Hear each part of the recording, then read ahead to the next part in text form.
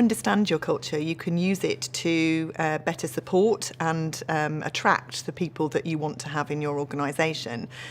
You can use it to make choices, essentially. So understanding your culture allows you to choose where you focus effort, what you prioritise in terms of behaviours you'll tolerate and what behaviours you won't tolerate, and also choosing the people in the first place.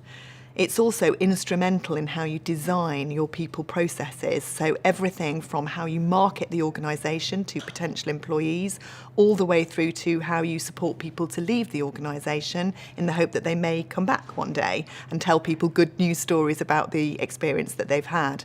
That whole journey should be informed by what you understand to be your current culture, but more importantly, what you understand to be the culture you're trying to create.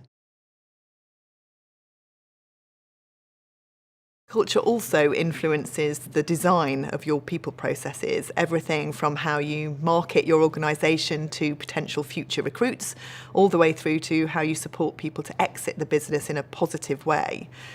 This is important because not only because your processes need to reflect your current culture and feel attuned and in line and in sync with what people expect, but also because if you're bringing new people in, you can use that process to influence the future culture and any changes you want to make to the culture in order to be as sustainable an organisation as possible.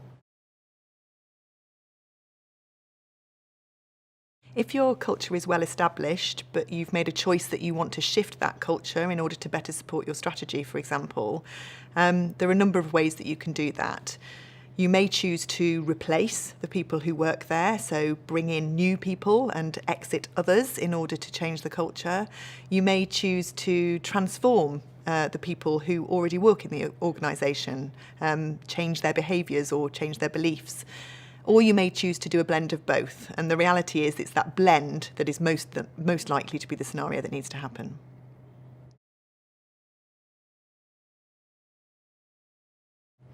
Shifting a culture is complex, and there are some common pitfalls that people can encounter. One of the most common is that we fail to consider the humanness of people in the organisation and the underlying assumptions that often drive their actual behaviours. So, for example, we may decide that we want an innovative culture, one that's fast-paced and full of agile thinkers, but actually we fail to understand that for some people taking part in recruitment, for example, or the interview process or onboarding new people, they may have an assumption that creative people are very hard to manage, or that slow and steady wins the race. And that can filter and impact on the effectiveness of changing the culture by introducing people with different skill sets and different beliefs and behaviours.